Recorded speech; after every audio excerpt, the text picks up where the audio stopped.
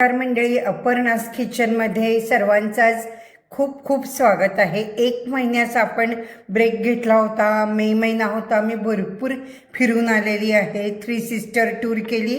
तेही व्हिडिओ तुम्ही पाहिलेत का? खूप छान असे व्हिडिओ आहेत ते, आणि मस्त म्हणजे आता फ्रेश झालेली आहे मी नवीन रेसिपी करण्यासाठी।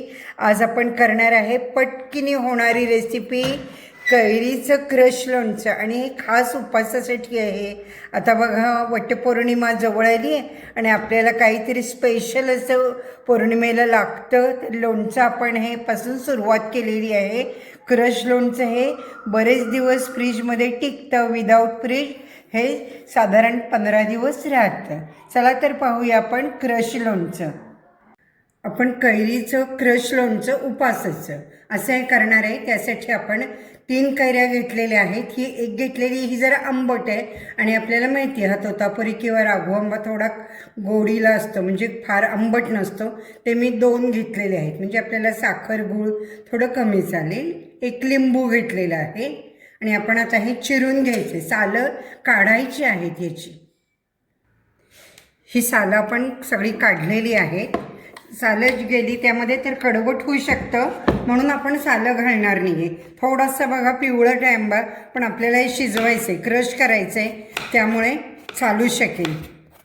सगळे चिरून घ्यायचे आता या, आणि लिंबूसुद्धा आपण 4 फोडी करून बिया काढून टाकायच्यात। आपण मिक्सरच्या भांड्यामध्ये पहिल्यांदा लिंबाची ही साल टाकायची, म्हणजे जाड असते, लवकर होईल। आणि या सगळ्या कैरीचे तुकडे टाकायचे, लहान अथवा मोठं कुठलंही भांडं घ्या।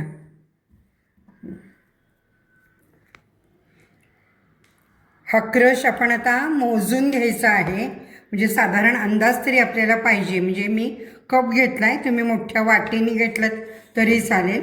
इथे बघा, हा 1 कप घेतला मी, आणि अजून अर्धा 1.5 कप क्रश होणार आहे। इथे आपण 1 कप गूळ आणि अर्धा कप साखर असं घेतलेलं आहे। तुम्ही दोन्ही जरी घेतलं, म्हणजे फक्त साखर घेतली, फक्त गूळ घेतला तरी चालेल। असे आपलं क्रश लोणचं आता मस्त चटपटीत होणार आहे। याला शिजवायचं आहे चांगलं। आपण लोणच्याला मसाला करण्यासाठी इथे मिरे घेतलेले आहेत, एक 5-6 घेतलेले आहेत, आणि 1 मोठा चमचा जिरे, त्यानंतर थोडंसं मीठ घालायचं, आणि हे सगळं मिक्सरला फिरवायचं। गूळ साखर विरघळायला लागलेला आहे, आणि आता आपण हा जो मसाला केलेला आहे तो घालायचा आहे। याच्यामध्ये जिरे आणि मिरे हेच मुख्य आहे। हे बघा, परत मी थोडंसं मीठ घालते आहे, म्हणजे टोटल आपण 1 मोठा चमचा मीठ घातलेला आहे।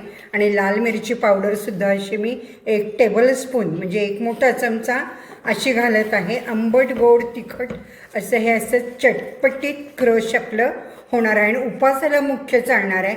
आपल्याला थालीपीठाबरोबर, काही आपण उपासाचा पराठा केला, अगदी साधी खिचडी असेल तरी हे छान राहतं, आणि हे फ्रीजमध्ये 6 महिने तरी आरामात टिकतं। पाणी यामध्ये बिलकुल आपल्याला नको आहे, म्हणून आपण हे शिजवून घेत आहे।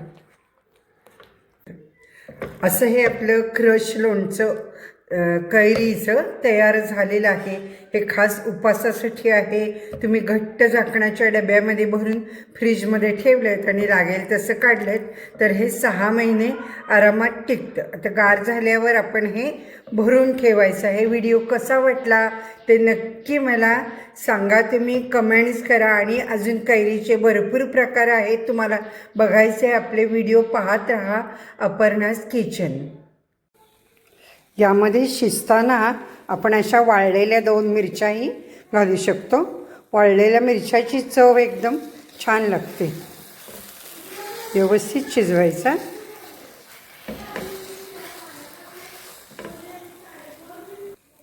कैरीच्या आपल्या भरपूर रेसिपीज आहेत अपर्णास किचनच्या, तुम्ही पाहत राहा अपर्णास किचन। आणि जर अजून सबस्क्राईब केलं नसेल तर नक्की सबस्क्राईब करा, बेल आयकॉन ही लगेच क्लिक करा, म्हणजे सर्व रेसिपी तुम्हाला पाहता येतील।